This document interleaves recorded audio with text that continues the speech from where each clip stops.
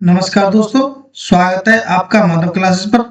देखिए, आज है 21 मार्च और 21 मार्च से रिलेटेड जितनी इंपॉर्टेंट करंट अफेयर बनती है मैं आपके सामने क्वेश्चन लेके आया हूं। मैं आपसे वीडियो के लास्ट में प्रीवियस वीडियो का एक क्वेश्चन पूछूंगा जिसका आंसर आपको कमेंट बॉक्स में देना है।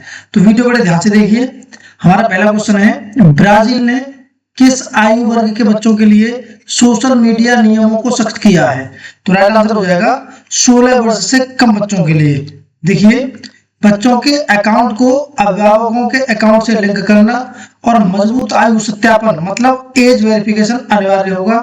ब्राजील ने 16 वर्ष से कम उम्र के बच्चों के लिए सोशल मीडिया नियमों को सख्त करते हुए नए नियम लागू किए हैं। इस कदम का उद्देश्य किशोरों को हिंसक, अश्लील और हानिकारक सामग्री से बचाना है। देखिए, ब्राजील के बारे में पढ़ते हैं तो ब्राजील दक्षिण अमेरिका का सबसे बड़ा देश है। यहाँ की राजधानी ब्रासिलिया है। राष्ट्रपति लूला डा सिल्वा है, ये है राष्ट्रपति जी। देखिए, यहाँ पर पुर्तगाली भाषा बोली जाती है। यहाँ की मुद्रा ब्राजीलियाई रियाल है। देखिए, अमेजन नदी और अमेजन वर्षावन यहीं स्थित है, याद रखेंगे। कुछ महत्वपूर्ण करंट अफेयर पढ़ते हैं तो न्यूजीलैंड ने 16 साल से कम उम्र के बच्चों के लिए सोशल मीडिया पर प्रतिबंध लगाने की योजना घोषित की गई है। ऑस्ट्रेलिया में 16 वर्ष से कम उम्र के बच्चों के लिए यूट्यूब के उपयोग पर प्रतिबंध लगाया गया है। डेनमार्क सरकार ने 15 साल से कम उम्र के बच्चों के लिए सोशल मीडिया के इस्तेमाल पर प्रतिबंध लगाने की योजना की घोषणा की है। फ्रांस की नेशनल असेंबली ने 15 वर्ष से कम आयु के बच्चों के लिए सोशल मीडिया पर प्रतिबंध लगाने वाला ऐतिहासिक विधेयक पारित किया है। स्पेन ने 16 वर्ष से कम उम्र के बच्चों के लिए सोशल मीडिया के उपयोग पर प्रतिबंध लगाने वाला यूरोप का पहला देश बन गया है, याद रखेंगे। नेक्स्ट क्वेश्चन है, वर्ल्ड हैप्पीनेस सूचकांक 2026 में भारत की रैंक क्या है? तो राइट आंसर हो जाएगा 116वीं। देखिए, वर्ल्ड हैप्पीनेस रिपोर्ट 2026 में इंडिया की रैंक 116वीं है। United Nations sustainable development solution network द्वारा वर्ल्ड हैप्पीनेस रिपोर्ट 2025 जारी की गई है, याद रखेंगे। ये United nation sustainable development solution network पूछा जाएगा किसी न किसी एग्जाम में। देखिए, वर्ल्ड हैप्पीनेस रिपोर्ट एक एनुअल रिपोर्ट है जो देशों की हैप्पीनेस को मापती है। इसमें भारत की 116वीं रैंक बताई गई है। 2025 में यह रैंक 118 थी। इस बार रैंकिंग में सुधार हुआ है। इस रिपोर्ट में 147 देशों की खुशी के आधार पर रैंकिंग की गई है। फिनलैंड ने लगातार 9वें साल सबसे खुशहाल देश स्थान प्राप्त किया है। अच्छा, आखिरी में सबसे हैप्पीनेस कौन सा देश बना है? तो अफगानिस्तान। कौन सा बना है? अफगानिस्तान। इसे याद रखेंगे, ठीक है बच्चों। देखिए, नेक्स्ट क्वेश्चन है, Kalinga institute of social sciences किस मानवीय पुरस्कार 2025 किसे प्रदान किया गया है? तो राइट आंसर हो जाएगा नीता अंबानी को। देखिए, नीता अंबानी को किस ह्यूमैनिटेरियन अवार्ड 2025 से सम्मानित किया गया है? यह अवार्ड भुवनेश्वर उड़ीसा में Kalinga institute of social science campus में दिया गया है। उन्हें सम्मान education, health care, women empowerment, rural development और स्पोर्ट्स में योगदान के लिए मिला है।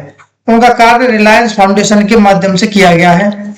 देखिए, होती क्या है KISS ह्यूमैनिटेरियन अवार्ड, तो इसकी स्टार्टिंग 2008 में हुई थी। यह Kalinga institute of social sciences का हाईएस्ट ऑनर है। उन पर्सन्स या ऑर्गेनाइजेशंस को दिया जाता है जो humanitarian work and social development में योगदान देते हैं, याद रखेंगे। देखिए, Kalinga institute of social sciences के बारे में पढ़ते हैं तो यह संस्था आदिवासी छात्रों को फ्री एजुकेशन, फूड और आवास देती है और सोसाइटी के वीक सेक्शन को ऊपर उठाने का काम करती है। इसकी स्टेबलाइजमेंट 1993 को हुई थी। इसकी ये भुवनेश्वर में स्थित है। अच्छा, ये ट्राइबल स्टूडेंट के लिए फ्री एजुकेशन मॉडल्स के लिए जानी जाती है, याद रखेंगे। नेक्स्ट क्वेश्चन है, वर्ष 2026 का मार्क लिंटन इतिहास पुरस्कार किसे प्रदान किया गया है? तो राइट आंसर हो जाएगा विलियम डेल रिम्पल को। देखिए, हिस्टोरियन विलियम डेल रिम्पल को मार्क लिंटन हिस्ट्री प्राइज 2026 मिला है।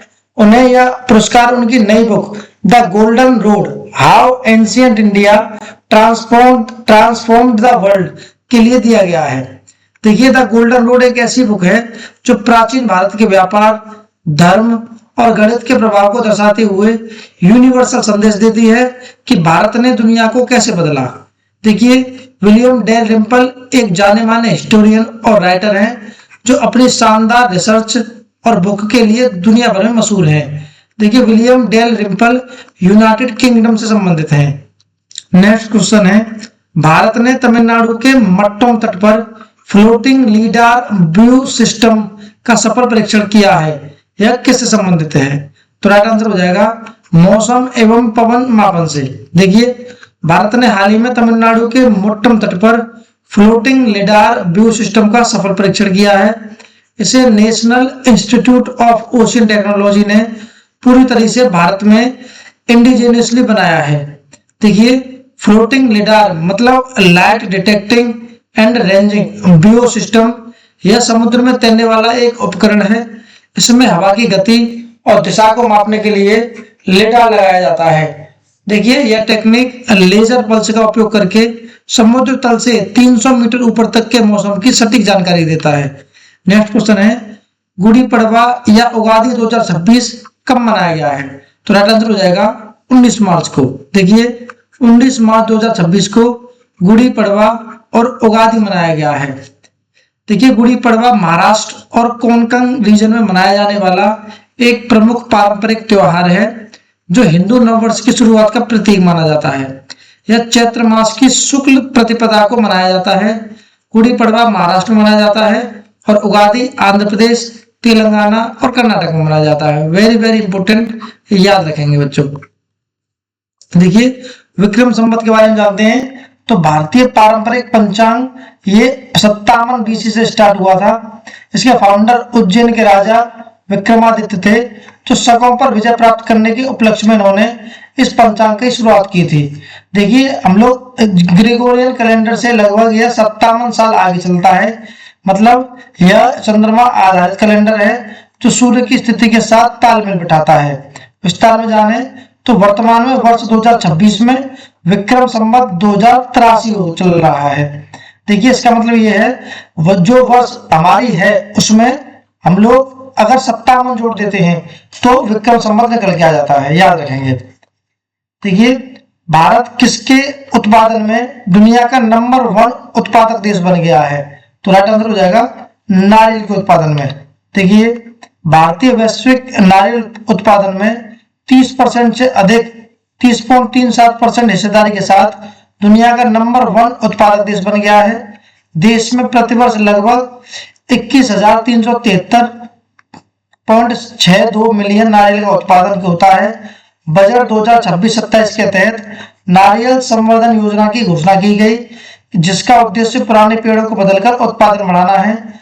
जनवरी 2026 में भारत ने 150.18 मिलियन टन के रिकॉर्ड उत्पादन के साथ चीन का जो उत्पादन है 145.28 मिलियन टन को पीछे छोड़कर विश्व का सबसे बड़ा चावल उत्पादक देश बनने का गौरव भी हासिल किया है, याद रखेंगे।